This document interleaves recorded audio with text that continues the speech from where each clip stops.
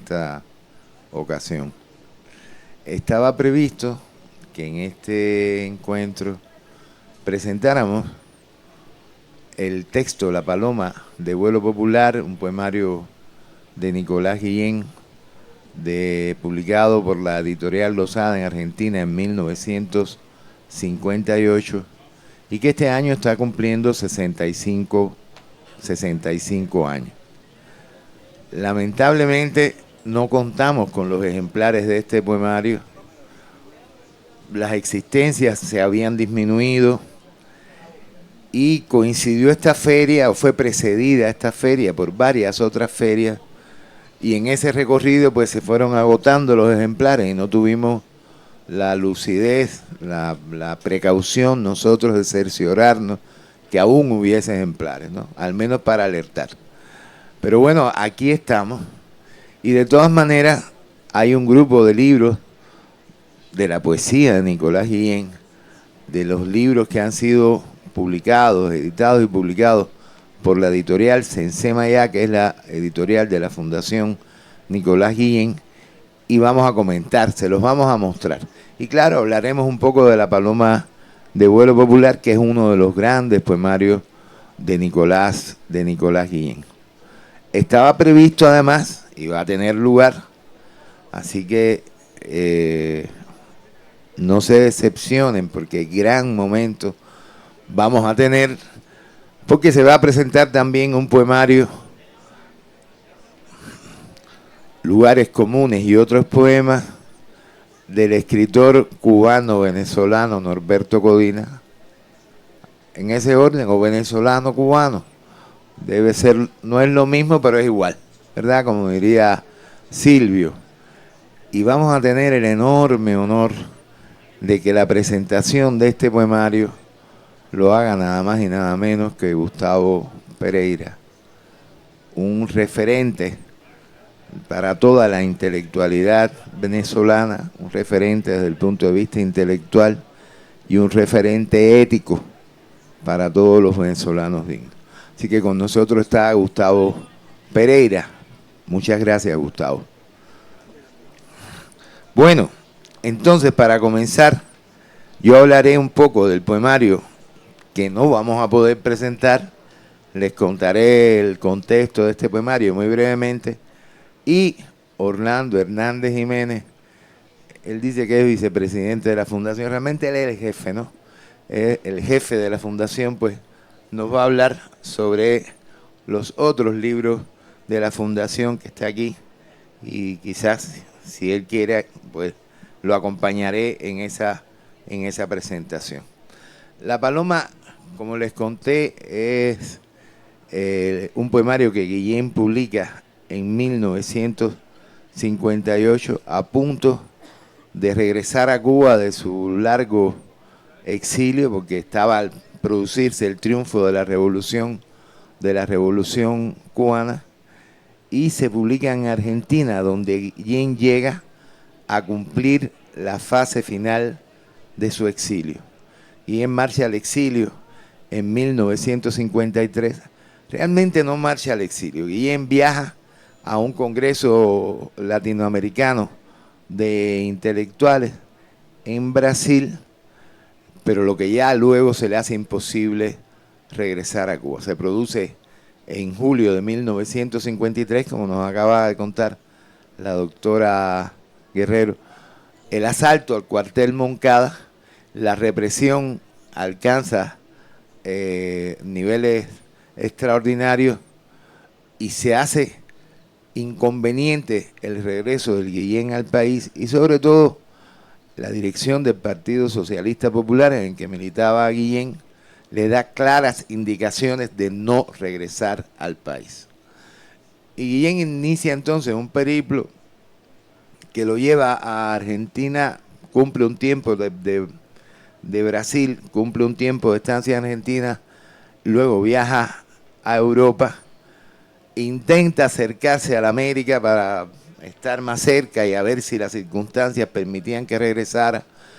Viaja a Guatemala, está en Guatemala durante los días del gobierno de Jacobo Arbenz, cuyo gobierno fue brutalmente interrumpido por una intervención del gobierno de Estados Unidos, una operación planeada por la CIA, por Allen Dulles, que tenía grandes intereses allí, él y su hermano Foster, tenían grandes intereses allí en las compañías que explotaban el banano en Guatemala. Es derrocado Jacobo Arbenz. Guillén está en México un tiempo y regresa a Europa. Y ya no tiene ocasión de volver a acercarse a Cuba. Va a transcurrir fundamentalmente en Francia su exilio y por fortuna Guillén era un grafómano y le escribió a mi abuela más de 400 cartas, que mi abuela tuvo la lucidez desde finales de los años 20, cuando las primeras cartas se produjeron, de conservarlas, las guardó, las pegó en un gran libro como de recorte, un libro que tiene como casi 20 centímetros de altura, donde están todas esas cartas.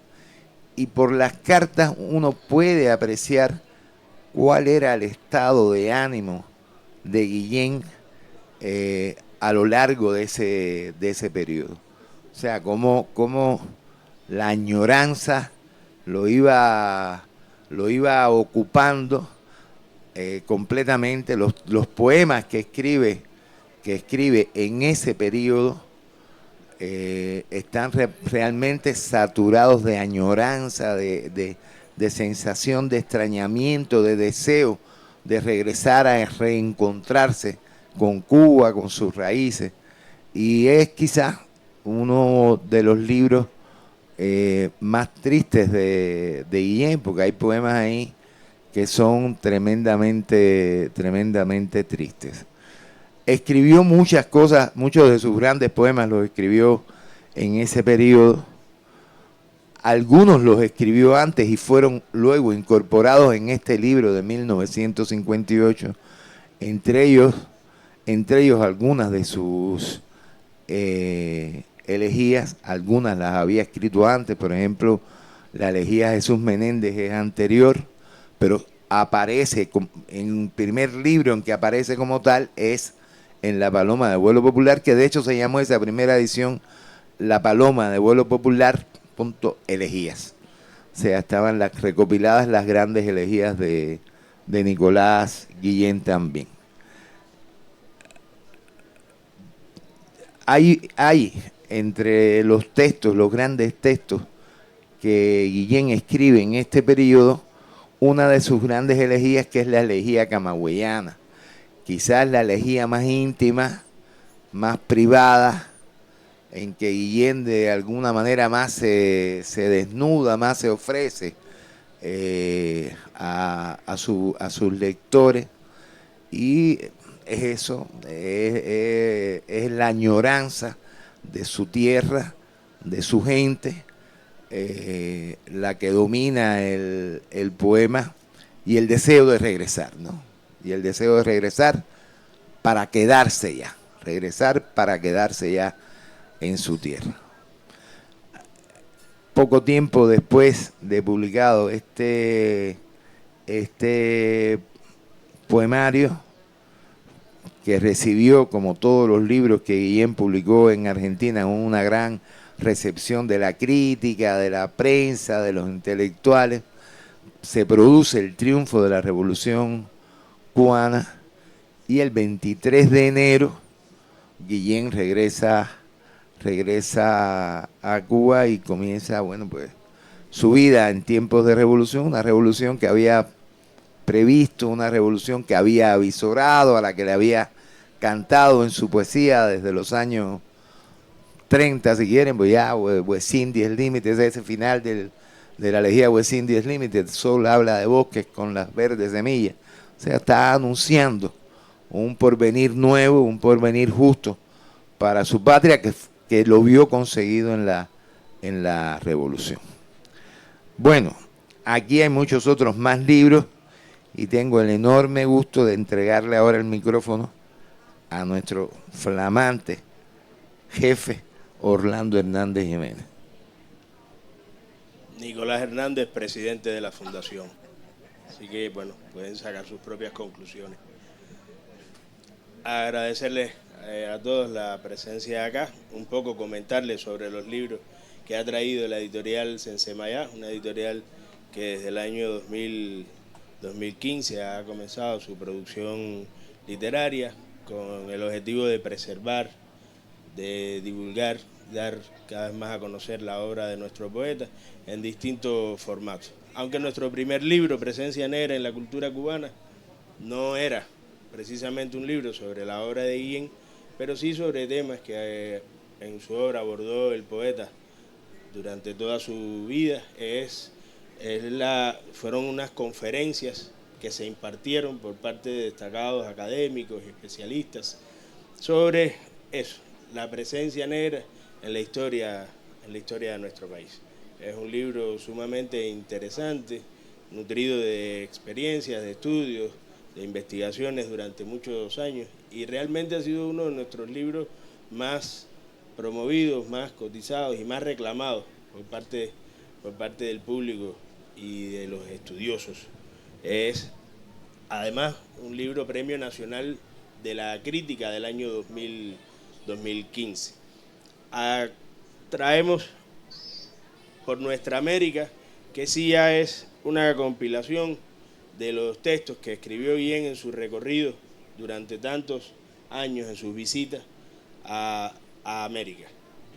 Es un libro compilado por la doctora Denia García Ronda,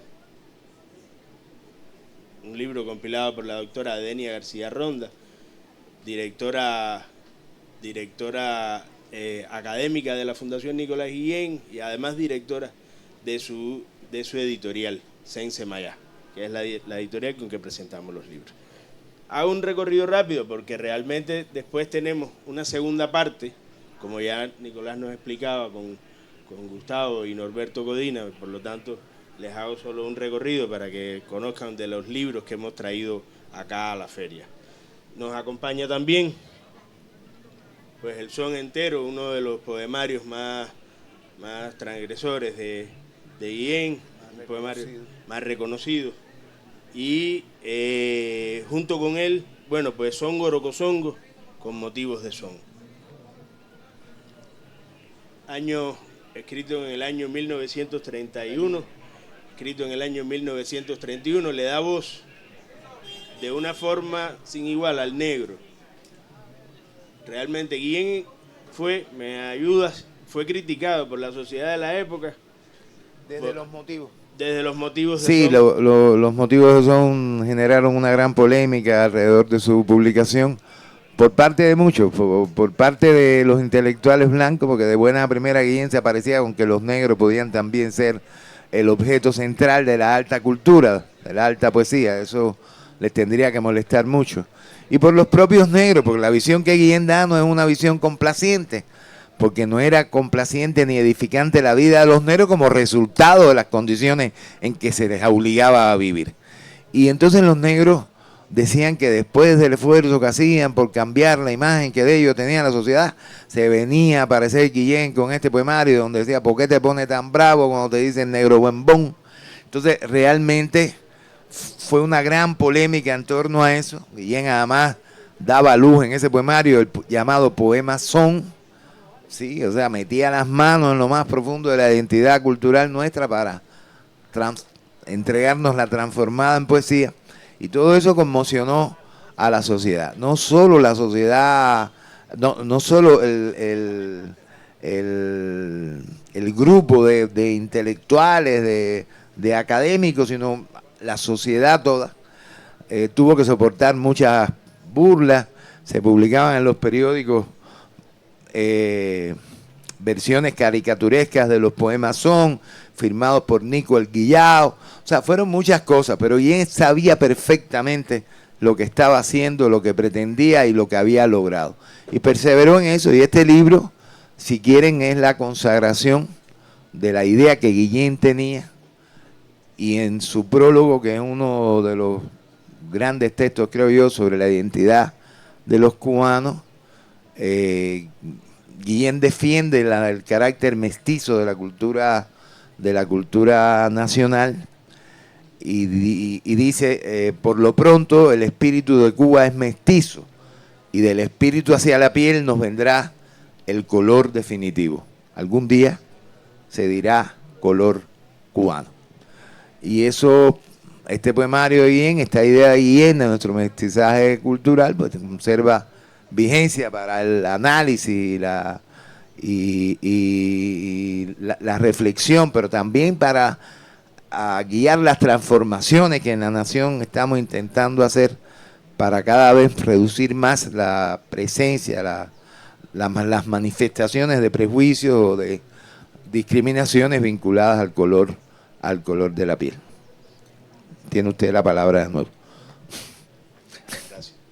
Y bueno, por último, dentro de los libros que hemos traído, pues un libro maravilloso de poesías para niños.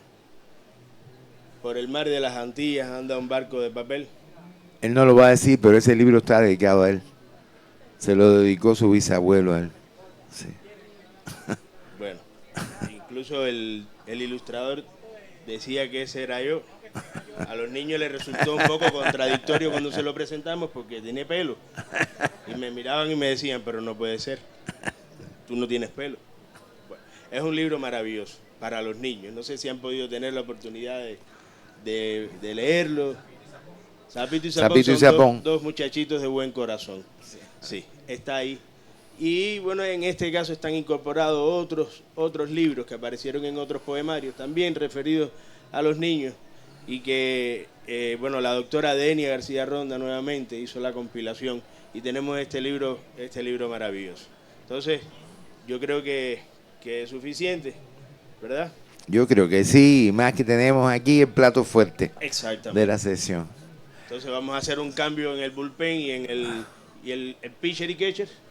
Se lo vamos a ceder a Norberto Codina y Gustavo Pereira. Adelante, adelante a los dos. Te presto mi banco, tenga cuidado que ahí ya eso me...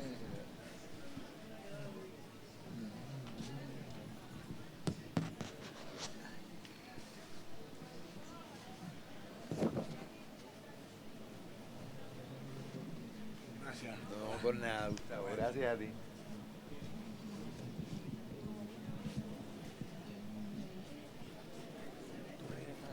A Cuba en la infancia del 58 también, como dicen. ¿Tú regresaste a Cuba en 58?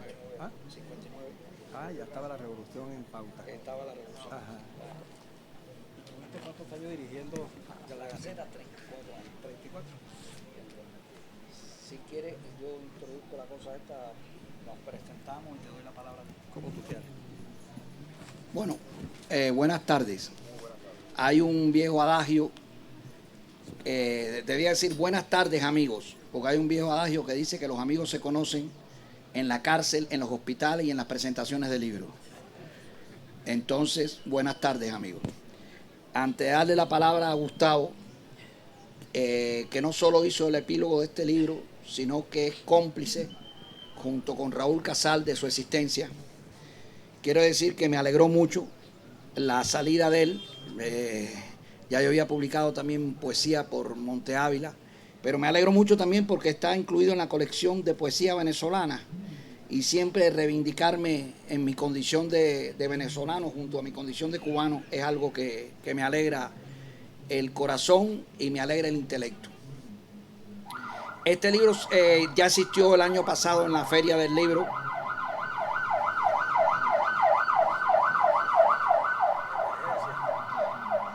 Ya existió el año pasado en la Feria del Libro. Ese es un poeta herido, seguramente, que los lectores le reclamaron.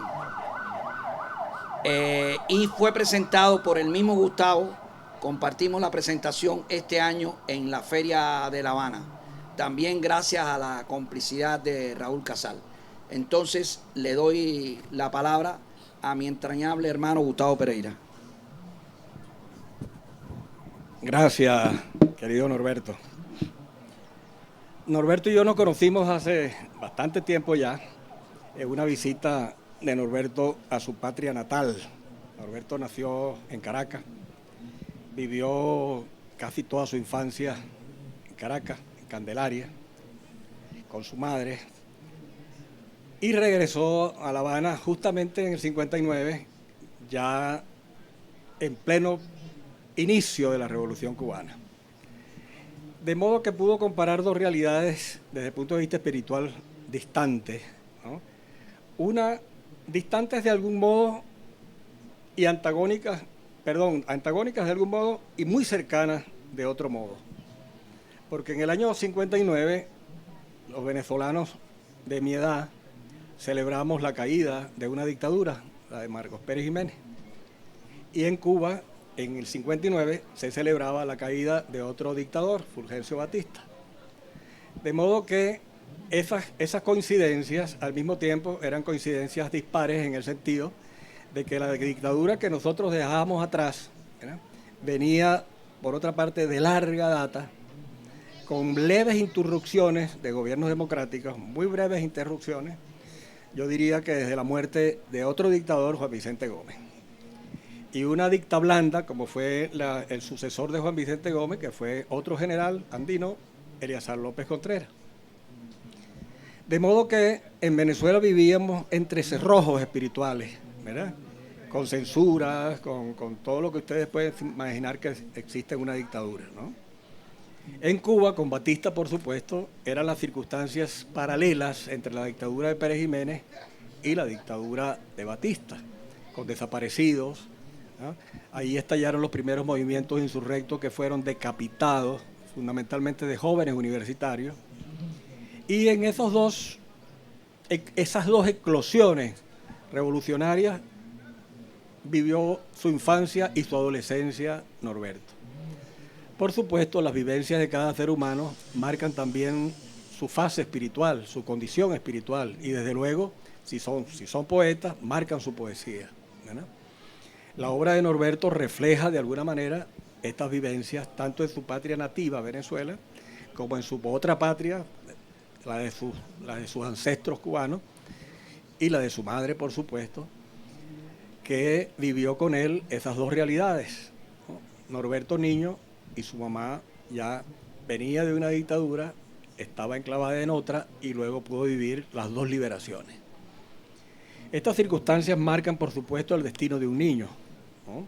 Primero tiene que cambiar de ambiente, tiene que cambiar de amigos, tiene que cambiar de paisajes, tiene que cambiar muchas cosas, ¿verdad?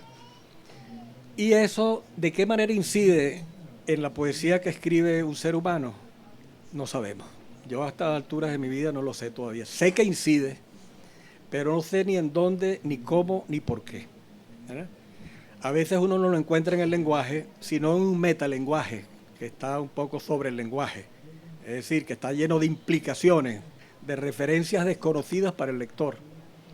Otras veces resultan evidentes, ¿no?, sobre todo en algún género de poesía que se puso en vigencia en Cuba desde hace muchos años, que llamaron la poesía conversacional, es decir, aquella poesía que está al alcance de todo lector, ¿verdad? Porque uno de los grandes equívocos que existe en la lectura y en la presentación de la poesía es que existen varias clases de poesía. Hay una poesía que se escribe para poetas, y normalmente muchos poetas, o casi todos los poetas, alguna vez han escrito solo para poetas. Es decir, una poesía que está, yo diría que limitadamente concentrada en el uso del lenguaje, ¿ah? Una poesía que los poetas de tanto trabajar la poesía y los lugares comunes que a través de la historia de la poesía se han impuesto para no usarlos, porque son lugares comunes, algunos de ellos insufribles. Nosotros, como lectores de poesía desde la infancia, estamos acostumbrados ya a una clase de poesía en donde descubrimos una serie, no voy a decir trucos, porque no son trucos, son aplicaciones literarias que están al alcance solamente de los poetas. Parece increíble, porque estamos llenos de tantas lecturas de poesía que solo lo que nos sorprende, ¿verdad? Normalmente la poesía en todo lector cala adentro cuando lo sorprende, cuando lo estremece, algún verso, algún poema, ¿verdad?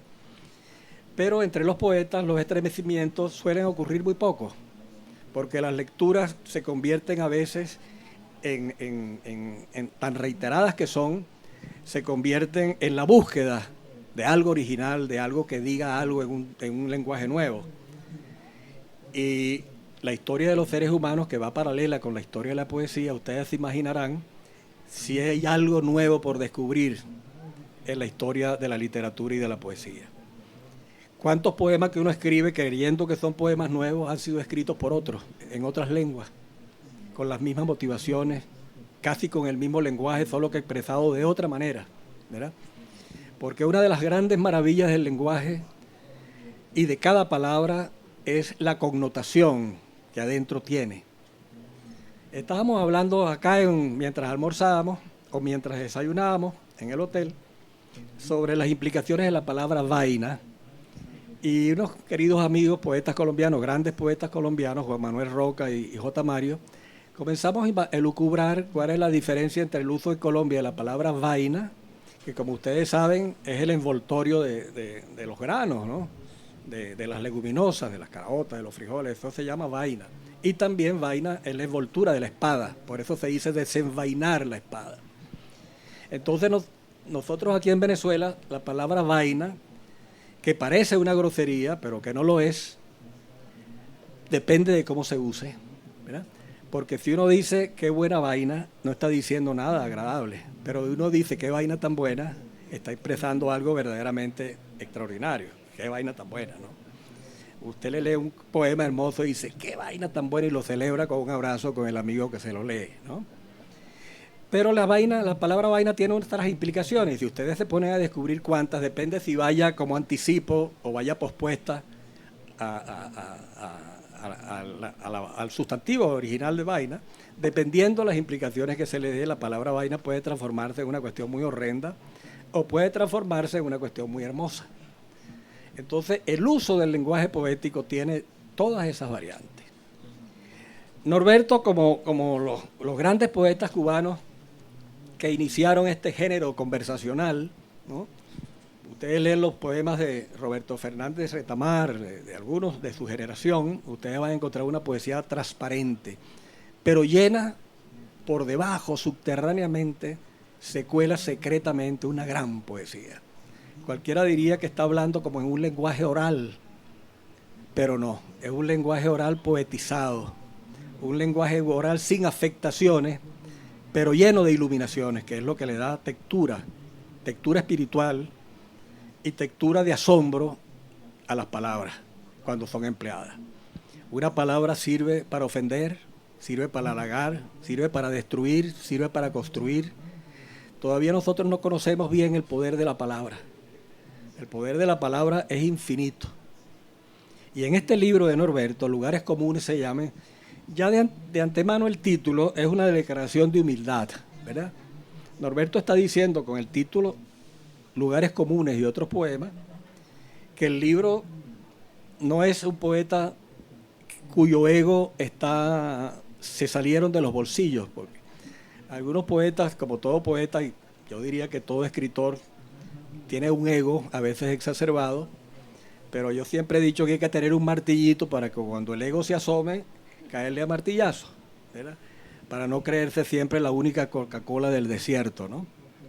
Entonces, esta palabra es una declaración de humildad desde el título, y cuando Norberto me manda el libro por internet para que escriba algunas palabras sobre él, yo escribí unas palabras en la contraportada, ¿verdad? No se las voy a leer porque leer es un acto como este y con este son relumbrado peor.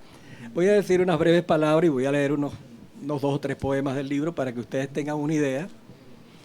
Ya el libro llegó, está en el stand de Venezuela, el grandote de la Filben que está allí, al final. Y Norberto, ya jubilado, por supuesto, en la Revolución llegó de niño, en plena Revolución, y por supuesto ya escribía, ya tenía una tendencia hacia la poesía, como suele ocurrir con los poetas, que ya desde muy jóvenes o niños ya tienen unas inclinaciones hacia el arte que todavía no han podido definir, hasta que en cierta edad definen su rumbo, ¿no? Algunos quieren ser pintores, algunos quieren ser músicos, pero esas inclinaciones desde niños siempre son hacia el arte. Otros niños se inclinan hacia la ciencia, otros hacia los deportes. Esas cosas todavía las escuelas no han podido planificarlas bien y tratan a todos los niños como si todos fueran iguales, con las mismas preguntas, con los mismos exámenes, con las mismas cosas. Eso es terrible, porque de pronto ponen a un niño a sufrir con unas tareas que no le van a servir para nada en la vida, cuando sus vocaciones no han sido descubiertas todavía.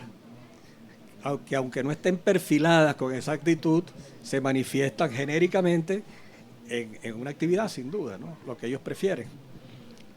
Eso no significa que taxativamente eso debe ser así, pero suele ser así. Un niño puede tener unas inclinaciones de niño y luego de adulto ser otra cosa, o sea, convertirse en un canalla, ¿no? Y la vocación de canalla a veces se cultiva desde niño, pero otras veces no. Norberto estuvo durante 34 años dirigiendo la revista de la Asociación de Escritores de Cuba, hasta que se jubiló apenas hace un año, año y medio, ¿no? Ahora está supuestamente disfrutando de una jubilación que nunca son jubilaciones, lo digo en mi caso. Cuando me jubilé de la universidad, ganó la presidencia Hugo Chávez, y eso me hizo que cambió la vida, en el sentido de que yo suelo ser solitario y encerrado entre mis libros y antes máquinas de escribir, ahora la computadora, las laptops. Pero en la jubilación se trabaja mucho más, sin duda. Yo no sé si Norberto andará en esa, pero Nicolásito creo que anda en los rumbos, todavía no se ha jubilado afortunadamente porque no tiene la edad adecuada. Pero entre mis jubilaciones y mis escrituras, una de las cosas que me agradó profundamente es escribir palabras para algún amigo, para algún texto de un amigo, porque uno lo hace aparte de con la razón, con los sentimientos. Y la poesía, como ustedes saben, es sentimiento fundamentalmente. La razón controla los sentimientos, pero una poesía que no tenga sentimientos es una poesía árida, ¿no? Una poesía que no transmite nada, que es como una operación matemática, ¿verdad? Y carece, pues, de estremecimiento, carece de lo que le da propiedad a un poema, ¿no? Y yo voy a leer de este libro de Norberto, que tiene ya una obra copiosa de poesía, y Norberto, como yo, somos amigos del béisbol. Norberto escribió uno de los libros sobre béisbol más eruditos que yo he leído, en este caso sobre el béisbol cubano. Pero no se puede hablar de nuestro béisbol o del béisbol cubano sin mencionar a los grandes jugadores de la historia, a los grandes peloteros de la historia. Y ese libro tiene datos impresionantes sobre Babe Ruth, sobre Lou Gehrig, sobre los grandes peloteros que hemos admirado siempre. Yo creo que tal vez la única cosa buena que han inventado los norteamericanos, aparte de su poética y alguna música extraordinaria que tengan, no estos ruidos que hay ahora que llaman de 40.000 modos, que no hacen sino música para sordos, ¿no? Que tienen sus iglesias, sus altares máximos en las llamadas discotecas. Meterse en una discoteca, por eso necesitan poner a alto volumen las cosas, porque van quedando sordos, porque ustedes saben que el tímpano tiene una capacidad de resistir los ruidos, y a partir de esa capacidad el tímpano ya no funciona bien. Entonces cada vez hay que hablar más alto para que la gente oiga, ¿no? Entonces estamos viviendo no solamente una generación de sordos, ojalá que no una generación de idiotas, porque estos telefonitos y estas cosas de las redes sociales y todos estos juegos por internet no hacen sino formar idiotas, porque lo que uno ve en la pantalla lo olvida. La pantalla no pone a pensar como los libros. La pantalla transmite cosas pasajeras, fugitivas, como las propias imágenes de la pantalla. Y hay una generación que se está educando en imágenes. Yo no sé lo que va a ser el futuro de la humanidad. Espero que no tenga yo razón en este aspecto, ¿no? Pero me temo que no para bien se esté formando una generación de pantallas y no una generación de libros. Los libros por internet son un auxiliar de los libros en físico, un auxiliar, extraordinario auxiliar. Ya estas nuevas generaciones pueden leer libros en internet. En mi generación no podemos leer libros por internet, leemos un artículo, una noticia, no podemos, ¿no? Es decir, los libros se nos escapan si los leemos por internet. No retenemos mucho de lo que leemos por internet. Me pasa a mí, no estoy generalizando, por supuesto. Pero a los niños sé que no les pasa, porque mi nieto se leyó La Guerra y la Paz por internet, y La Guerra y la Paz, mucha gente dice que lo leyó, Pero eso es un libraco más grueso que el Ulises de Joyce, que mucha gente también dice que lo leyó, y son esos libros que todo el mundo miente que los leyó y nadie leyó.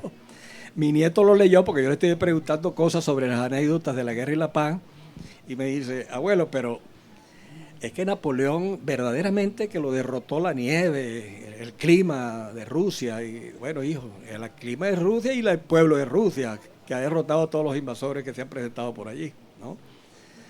Entonces sí lo leyó, pues. Yo digo, esta generación, algunos sí pueden leer en internet, porque leerse, si se leyó la Guerra y la Paz, puede leer cualquier cosa, ¿no? Yo quería leer 3 poemas de Norberto, de una selección que hice desde que él me mandó el libro, porque son poemas que me conmovieron, porque el primero de ellos es un poema que está dedicado a su madre y que tiene mucha vinculación con esa infancia de la que hablamos, de las películas que veíamos, de los íconos del cine que fueron nuestros ídolos en la infancia, mujeres y hombres, de las cosas que se pudieron vivir en esas décadas de los años 50 y comenzando los 60, en donde ir al cine era todo un prodigio, porque había cines por todas partes, la televisión no había nacido todavía, ¿no? Los celulares no existían. Entonces una generación que nos formamos en el cine y en la lectura, ¿verdad? Que eran las diversiones. Porque en la radio, ahí se oían las noticias, y nuestras madres y nuestras familiares femeninas pues oían las radionovelas, ¿no? Aquí tuvimos célebres libretistas de radionovelas como Salvador Garmendia, por ejemplo. Muy pocos sabían que Salvador... Yo estudié en el Liceo Andrés Bello, me gradué en el Liceo Andrés Bello en el año 58, y enfrente del Liceo Andrés Bello, en la Avenida México, allí quedaba Radio Continente, una gran emisora de aquel entonces. Habían 2 grandes emisoras, Radio Rumbo y Radio Continente. Salvador escribía una radionovela que se llamaba El Gavilán Colorado, El Gavilán Negro, una cosa así. Era un héroe de la llanura que hacía justicia como el llanero solitario, ¿no? Pero el llanero de Salvador no tenía un esclavo llamado Toro, que era un indio, casualmente, ¿no? Ustedes saben que estas tiras cómicas también transmitían los antivalores del supremacismo, ¿no? En mi infancia el fantasma que camina reinaba sobre una tribu, sobre un pueblo africano de pigmeos, que eran prácticamente sus sirvientes, ¿no? Y lo protegían y tenían flechas envenenadas y cosas como esas para espantar a los colonizadores que llegaban. Mandrake el mago tenía a Lotario, que por supuesto era un atleta negro que lo protegía, ¿no? Y así sucesivamente, ¿no? Superman, por supuesto, venía de otro planeta, pero era un hombre blanco, casi un wasp, como dicen en los Estados Unidos a los blancos protestantes y anglosajones. Lo cierto es que de aquellos años nos quedaron imágenes, ¿verdad? Y las imágenes que veían nuestros padres, del cine que veían nuestros padres. Aquí ustedes se van a encontrar probablemente con una actriz, los que son muy jóvenes, que no sabrán quién es, Ingrid Bergman, perdón, y una gran actriz sueca de esos años. Ingrid Bergman se casó con Rossellini, así es, que fue un gran productor de cine italiano. El padre de sus hijos. El padre de sus hijos, exactamente. Y este poema de Norberto se llama Mi madre nació junto a Ingrid Bergman. Y les cuento esto porque por si acaso algunos no sabían quién era Ingrid Bergman. Era un ícono del cine, ella era sueca, ¿no? Del cine de esos años 50, 60. Sí. Una belleza de mujer, sí, sin duda.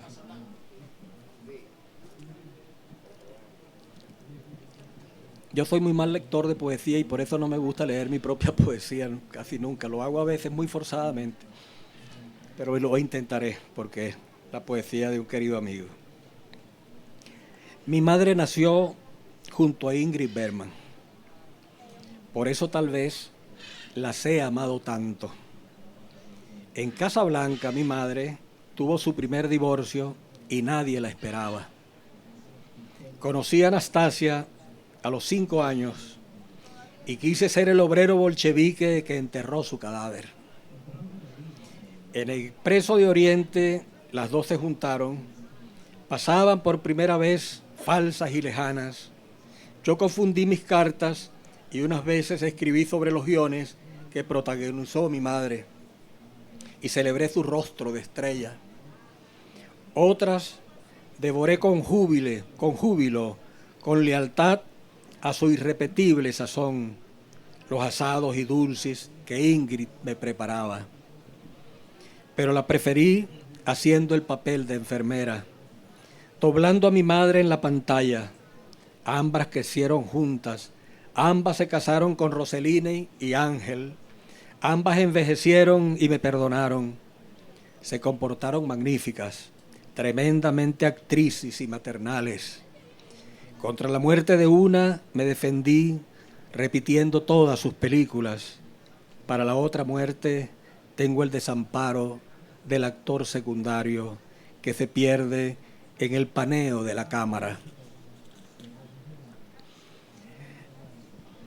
Como ustedes saben, Ingrid Bergman trabajó en un clásico, en Casablanca, una película clásica con Humphrey Bogart, que fue un ícono del cine de los años 50, por supuesto, y Casablanca fue una película clásica, todavía se sigue considerando en el cine como de las grandes películas clásicas.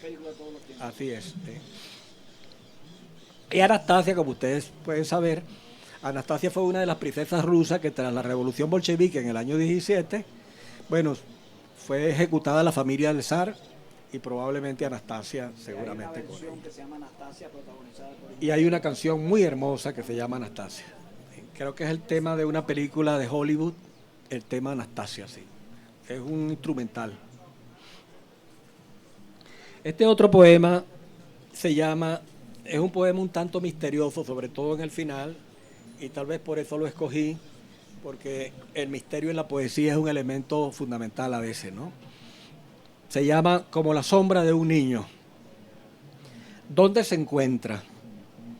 ¿En qué pasado remoto y familiar esa casa encendida cuya esencia es el tiempo, el azar, las dudas? Ventanas iluminadas por sus moradores que cuentan sus horas como al rosario del condenado a muerte, pobres de solemnidad.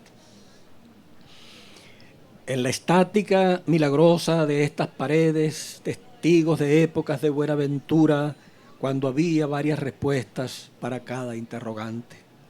Entonces se jugaba al invierno de sacar respuestas y creer como único argumento en algo tan frágil como nuestra propia, triste y solemne verdad. ¿Y era esa la definición terrenal y justa de la felicidad? Por eso prefiero ahora la rebeldía contra los que tienen el Fausto y la soberbia de las respuestas y posan en la circunstancia de una lámina. Me quedo con la pregunta universal que entraña la sombra de un niño que se alarga cantanteando como quien roza apenas las paredes y el aire de esa casa fantasmal en sus luces que convocan al tiempo, al azar, las dudas, las enfermedades. Creo en mis dudas y creo en el sexo siempre irrepetible. Creo en el jardín surrealista del Bosco. Creo en la noble y loca utopía de que la tierra será el paraíso bella de la humanidad, porque me conduce la sombra del niño tan cercano en su temperatura y su tristeza que una vez fuimos. Y por último, este poema que se llama Esa pálida edad del hombre.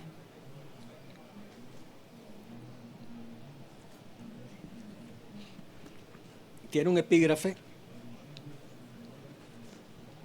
de Virgilio Piñera, un gran poeta cubano, pero a los 40, esa pálida edad.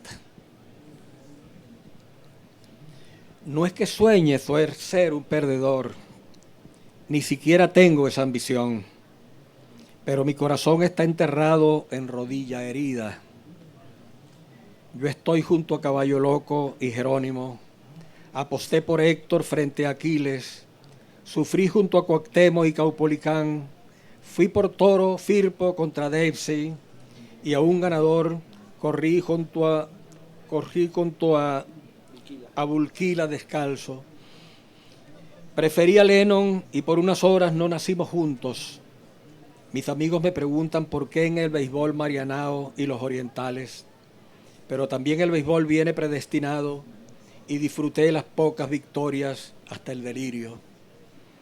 No quiero decir que vivir y vivir y vivir sea una profesión de fracasado, pero vale la pena no hacer trampas sobre el cadáver del hombrecito y fiel al último pasajero del arca, de rostro oscuro y tronco y piernas como hierba, morir cruzando el río no para entristecer, sino para socorrer a los demás, para recordar a los demás en un olvidado rincón del Evangelio.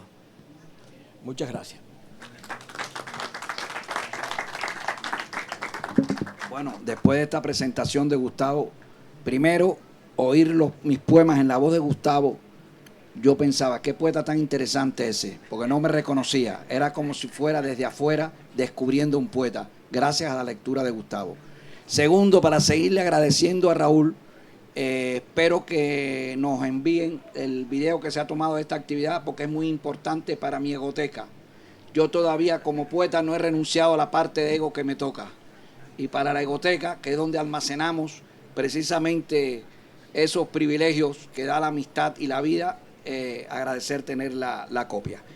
Y al final solo voy a leerles un poema que es justamente el que le da título al libro y tiene que ver con todas las claves o algunas de las claves que ha ido esbozando Gustavo en una lectura muy generosa que además ha sido una clase.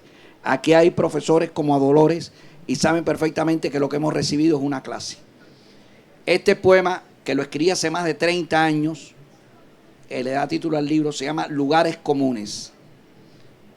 Y dice, estos son mis lugares comunes, las lámparas, la vida, las calles de Caracas y las alcantarillas, las estrellas que rutilan a lo lejos, los pájaros intranquilos, los edificios sin firmas, las casas familiares donde habito en mis ratos de niño. Estos son La Habana de estudiante, La Vendimia y como socorrido lugar común, los poemas de amor, la melancolía, el atardecer de la avenida, el apartamento atravesado por la vigilia y, en fin, los poemas de amor, la sombra de los guerrilleros de Zimbabue, las huelgas sin ribera del Támesis, las duras cárceles de Montevideo, la furia generosa de las milicias, mis novelas, Pavel Korchagin, Tom Sawyer, Jane Hawking, tres camaradas que con seudónimo de estudiante de primaria jugaban a las cuatro esquinas, la amiga que no quiere ser el pálido estertor de los peces tropicales, la carne del pan con su mistral textura, el suave cordón umbilical y las madréporas, la negra Noremí, la terrible negra Noremí, la tierra de todos los jardines, la roja esperanza del hombre, la aventura de la cueva y la reina en la ronda infantil, los poetas obreros, los templos de piedra en la isla de Malta, las codornices empolladas en el cosmos, la tumba dorada de Filipo II de Macedonia, el pecado que se quiebra como el agua dulce en la carretera de tu espalda, la polución, la nostalgia, las conferencias del desarme cuando Ginebra no mitiga la sed, las conversaciones del ahorcado en el Café Bonaparte, los medios masivos de comunicación, el tigre de Tracy, la atrapamosca y el jaguar, la feroz enredadera del alma, el canal de Panamá a la caída de la tarde, Nezahualcóyotl, José Martí visitando la estatua de Bolívar, las ruinas de la ciudad y la tragedia del rey Cristóbal, el son, las canturías, la común Eulalia, llora, llora, llora. Camaradas, estos son los cadáveres amados, el polvo enamorado, los cuerpos llenos de mundo, la sangre numerosa, todo contra una suerte vil. La tumba es una trinchera. Camaradas, este es el lugar común, la última palabra. Muchas gracias.